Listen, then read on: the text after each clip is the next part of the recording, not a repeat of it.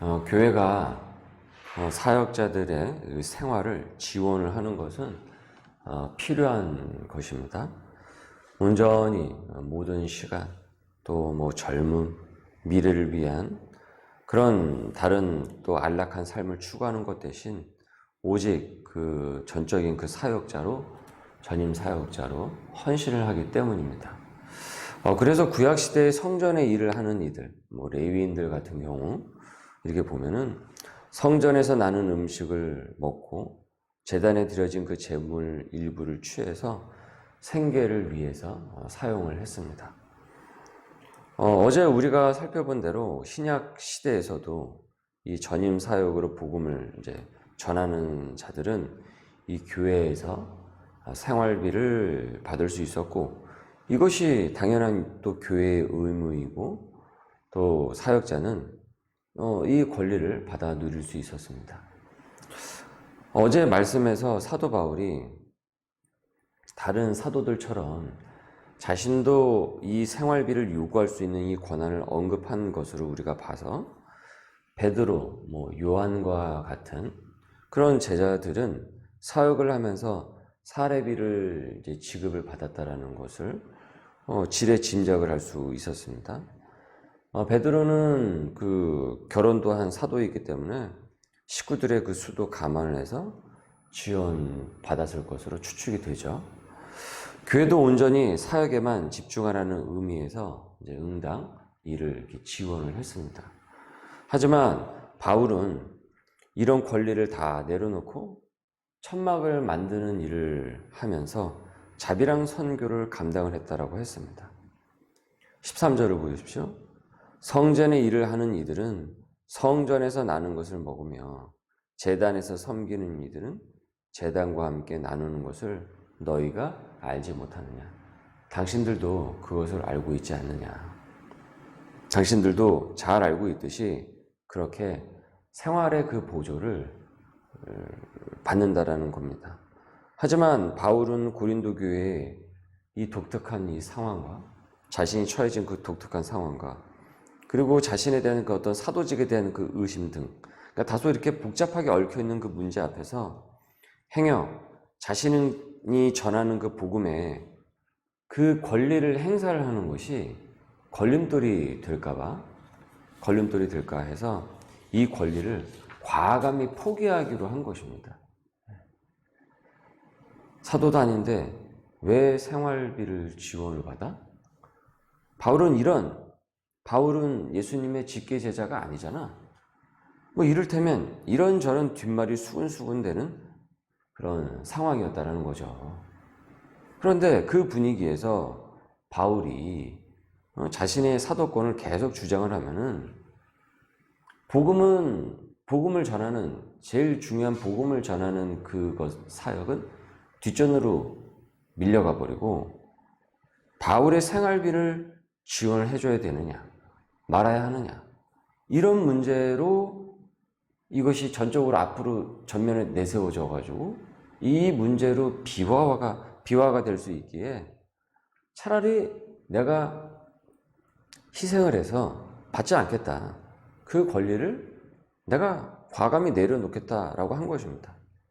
그러니까 바울이 충분히 교인들과 논쟁을 통해서 아니면 다퉈서 싸워서라도 내 권리가 이렇게 있는데 아니 당신들은 왜 그런 대우를 내게 해주지 않는 것입니까? 이렇게 투쟁을 해서 그 몫을 받아낼 수도 있었다라는 거예요. 그 권리를 행사할 수 있었다라는 겁니다.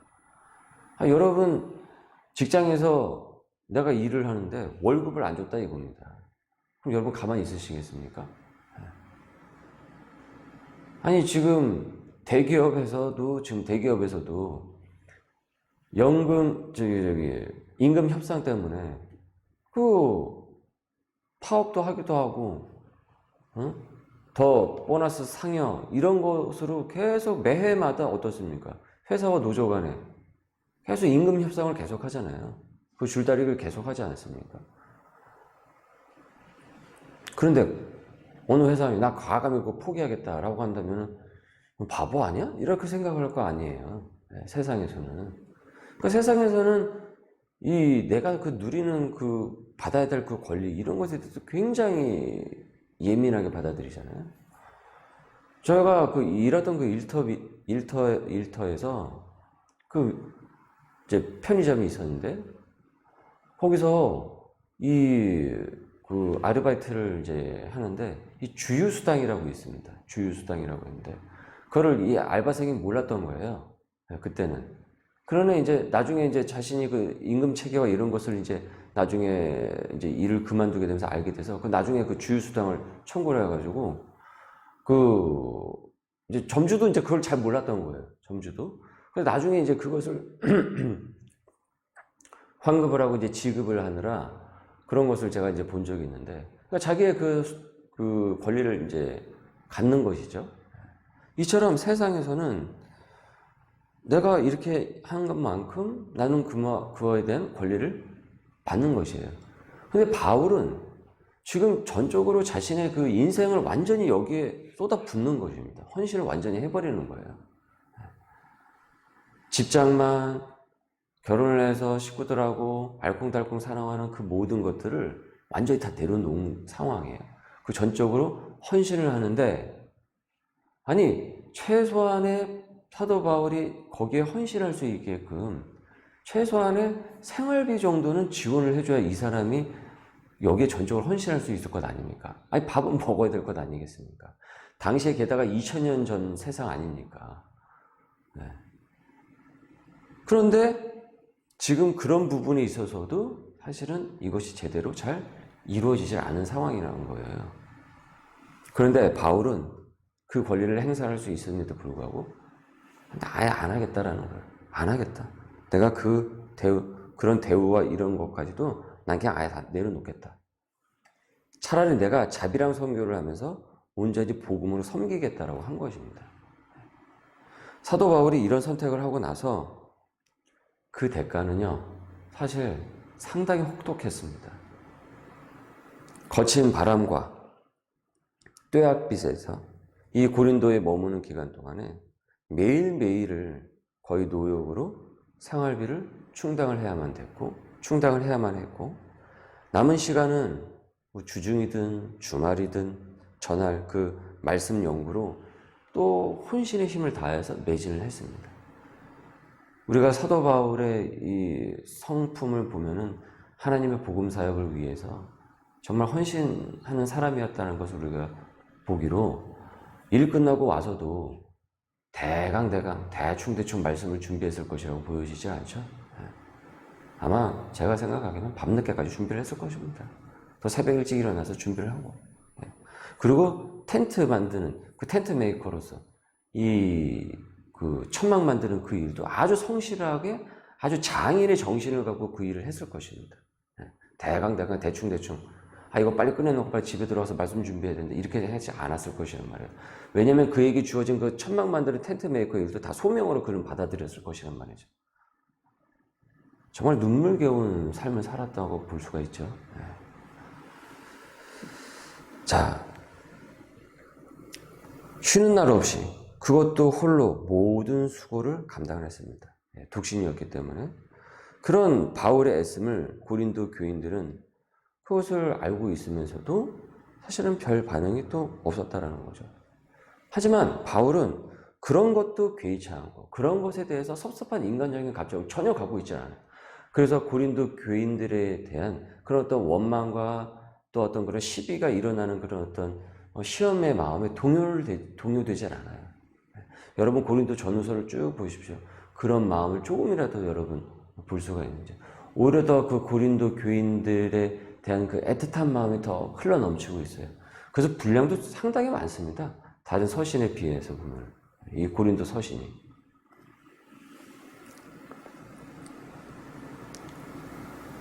그 오직 복음을 위해서 헌신을 한 것입니다. 그래서 여러분 사도 바울이 이런 말을 전할 수 있는 것입니다. 이 하나님의 감동을 받아서 이와 같은 말을 전할 수 있는 것입니다. 담대하게. 14절을 보십시오. 이와 같이 주께서도 복음 전하는 자들이 복음으로 말미암아 살리라. 복음으로 말미암아 살리라 명하셨느니라. 복음으로 말미암아 살리라. 지금 사도 바울이 지금 그것을 보여주고 있죠. 복음으로 말미암아 산다고. 복음으로 사는 것으로 지금 사도 바울이 진정 자신의 인생으로서 이것을 헌신하면서 보여주고 있지 않습니까? 그러니까 이렇게 말할 수 있는 것입니다. 이런 말을 전하기 위해서는 여러분 정말 그렇게 살아야 됩니다. 어떤 목회자들은 누릴 거 다 누리면서 생활비뿐만이 아니라 그 이상으로 정말 더 누리면서 복음으로 말미암아 산다고, 복음으로 살라고 하고 십자가 얘기를 하는데 그러면 그 소리에 힘이 실리지 않습니다. 여러분 청중은 제가 종종 후배들한테도 그런 얘기하는데 청중은 다 알아차린다. 삶으로서 그것이 헌신하는 모습이 보여지지 않으면 청중은 그거 다 알아차린다. 사랑합시다. 정직합시다. 복음으로 삽시다. 실제로 그렇게 살아내지 못하면서 강대상에서 얘기한다고 한다면 그것은 누구도 변화시키지 못한다. 삶과 괴리된 새치혀는 사실 공허할 뿐입니다. 아무리 유수한 막 글을 쓴다고 할지라도요, 그런 글을 또 보기도 하는데 실제로 그분의 삶을 이렇게 봤을 때 그것이 아니거든요. 그러니까 삶과 괴리율이 굉장히 큰 거예요. 그러면은 그 삶을 아는 다고 한다면 사실은 그 책도 그 글도 공허할 뿐인 것이죠.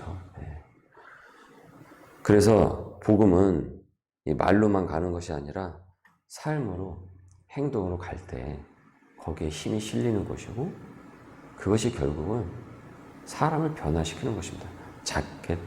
적은 수든 많은 수든. 여러분 예수님의 복음, 예수님의 십자가 복음이 왜 사람을 변화시키는 겁니까? 예수님께서 십자가를 지셨기 때문에 사람이 변하게 되는 것입니다. 그래서 예수님께서 성자 하나님께서 인간 되어서 이 땅에 오셨고 그래서 십자가를 지신 것입니다. 그 왜 하나님이 굳이 십자가를 져야 되느냐? 그것을 깨닫게 된단 말이에요. 나중에 되면. 그 예수님께서 십자가를 지신 것에 대해서 이 성자 하나님께서 그 인간이 되셔서 자, 이처럼 예수님이 십자가를 보여주셨고 오늘 사도 바울은 어떻습니까? 이 본을 이어나가고 있는 것이죠. 15절을 보십시오.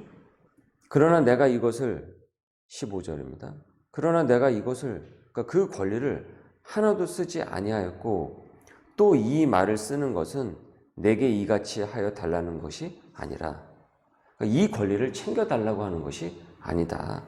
그런 오해를 하지 말아라. 내가 차라리 죽을지언정 누구든지 내 자랑하는 것을 헛된 대로 돌리지 못하게 하리라. 자, 무슨 말입니까? 만일 그런 것이라면 내가 그런 권리를 내가 지금 주장하기 위해서 지금 이 서신을 보내고 이 얘기를 하는 것이라면 차라리 내가 죽는 것이 나을 것이다. 나는 이 자부심, 이 복음만으로도 충분하다. 그러니까 그런 권리를 이 생활비를 받아야 되는 이 권리를 초월하는 그 복음의 그 절대성에 큰 자긍심을 자신은 갖고 있다고 하는 거예요. 그래서 복음으로 바로 그 윗 9절 14절을 보니까 복음으로 말미암아 산다라고 하지 않았습니까? 사도 바울이 지금 복음으로 말미암아 사는 그 모습의 그 본을 보여주고 있잖아요. 그러니까 이것 자체만으로도 자신은 어떻다라는 거예요. 큰 자긍심을 갖고 있다라는 거예요. 자부심을 갖고 있다라는 겁니다. 내가 그런 권리를 포기하면서도 인간적인 섭섭함과 그런 관계에 내 감정이 동요가 되어가지고 내가 그렇게 살아가는 것이 아니라 나는 오히려 이 복음을 가진 사람이기 때문에 그리스도인으로 부름을 받은 사람이기 때문에 나는 이 자긍심 하나만으로도 나는 굉장히 큰 자부심을 가지면서 나는 살아나가고 있다. 근데 이것을 내가 이것을 저버리게 된다면 차라리 나는 죽는 것이 낫다. 그렇기 때문에 그 어떤 헛된 것도 이것을 빼앗을 수 없는 것이다. 오히려 바울은 자신이 받은 그 상은 복음을 전하는 것, 그리고 복음의 사도로서 자신이 하나님 앞에 부름을 받았다라는 것, 그것 자체가 자신의 상급이라고 하고 있습니다. 16절을 보십시오. 내가 복음을 전할지라도 자랑할 것이 없음은 내가 부득불할 일임이라. 만일 복음을 전하지 아니하면 내게 화가 있을 것이로다. 내가 내 자의로 이것을 행하면 상을 얻으려니와 내가 자의로 아니한다 할지라도 나는 사명을 받았노라. 그런즉 내 상이 무엇이냐? 나의 그 상급이 무엇이냐? 내가 복음을 전할 때 값없이 전하고 어떤 대가성을 바라지 않고 그냥 전하고 복음으로 말미암아 내게 있는 권리를 다 쓰지 아니하는 이것이로다. 내가 그리스도인이라는 그 사실, 그리고 그 복음을 전하는 자라는 그 사실만으로도 충분한 상급이다. 복음의 절대성에 이 자신의 그 정체성을 일치를 시켜버리는 바울입니다. 복음으로 살고 복음으로 죽고, 이것이 여러분 진짜 신앙이 사실은 이를 그 궁극적인 그 목표입니다. 이것이 그리스도인이 누리는 사실은 복음의 최종 그 윗 단계입니다. 복음 그 자체만으로 다른 모든 것을 압도를 하고 있는 것이죠. 여러분, 성도로서 가장 큰 자긍심은요, 내가 성도로 부름을 받아서 내가 복음을 잘 전하고 싶은 그 열망입니다. 여러분, 그것이 가장 큰 자긍심이고 자부심인 거예요. 내가 하나님을 믿었는데, 내가 예수를 믿었는데, 기도를 했는데, 아이고, 내가 이러이러한, 내가 세상의 물질적인 복도 누리고, 우리 애들도 잘 되고, 우리 집도 잘 되고, 내가 하는 일도 잘 되고. 이것이 가장 큰 자긍심이 아니고요. 이것이 자랑거리가 아니고, 물론 그것도 귀한 것이죠. 하나님께서 주신 것이니까.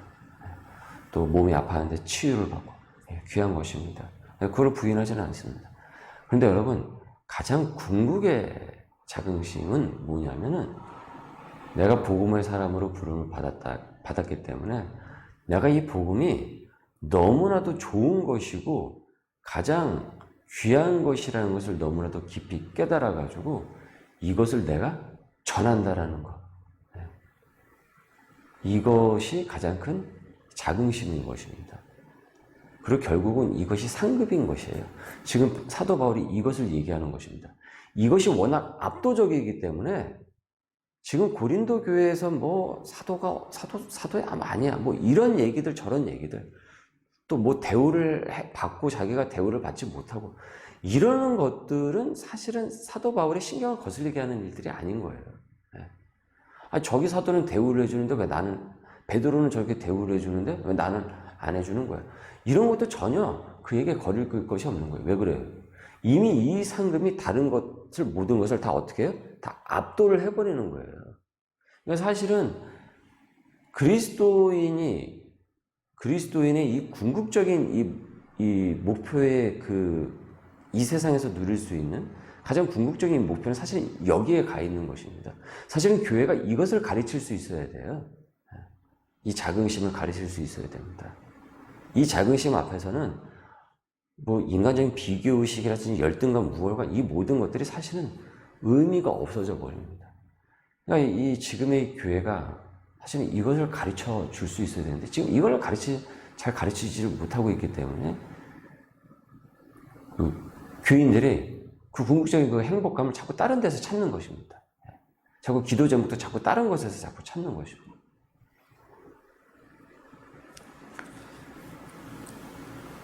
바울이 자신의 이 권리를 쓰지 않으면서도 자긍심을 갖고 누군가는 뒷말을 해대며 사도는 아니잖아 이렇게 비꼰다고 할지라도, 섭섭하게 생활비 대우를 해주지 않는다고 할지라도 이 복음을 전할 수 있는 삶이라고 한다면 충분하다. 이것만으로 나는 궁극의 그 자긍심을 갖고 있다라는 것입니다. 복음의 사람에게는 헌신과 그 수고를 통해 거둔 그 영혼의 그 열매 그 자체가 가장 귀한 상이기 때문에 그렇습니다. 그래서 사도 바울은 지금 이 시간에 고린도 교인들에게, 지금 또 고린도 교회에 놓여진 이 상황과 여러 가지 이 복잡한 이 내부적인 문제가 많이 있지 않습니까? 그래서 오히려 사도 바울은 오히려 이 고린도 서신을 하나님의 감동을 받아서 보내면서 고린도 교인들이 진정한 그리스도인에 이를 수 있다고 한다면 그것이 자신의 가장 큰 상급이라는 것을 이 은연 가운데, 이 밑바탕 가운데서 그와 같은 뭐라고 표현할 수 있을까요? 고린도 교인들의 그 영혼에 대한 그 열매가 이미 그 안에서 저변에 있는 것입니다. 왜냐하면 영혼의 그 열매 그 자체가 가장 귀한 상이기 때문에 그런 것이죠. 우리도 이 본을 이어받아서 우리가 오늘도 복음을 누리고 또한 복음을 전하고 이것이 가장 큰 상급임을 우리가 깨달을 수 있기를 소망합니다. 기도하겠습니다. 은혜가 많으신 주님, 대가를 바라며 사람의 인정을 갈구하며 열심을 보였던 태도를, 나의 못난 태도를 주님 되돌아보게 됩니다. 이미 충분한 구원의 백성임을 잊지 않기를 주님 원합니다. 내가 복음을 전한다면 그것 자체로 이미 큰 상금을 받은 이라는 것을 깨닫고 소명으로 부르심에 그 자긍심을 갖고 즐거이 헌신하도록 주님 성령 충만케 하여 주옵소서. 감사하며 예수님의 이름으로 기도드립니다. 아멘.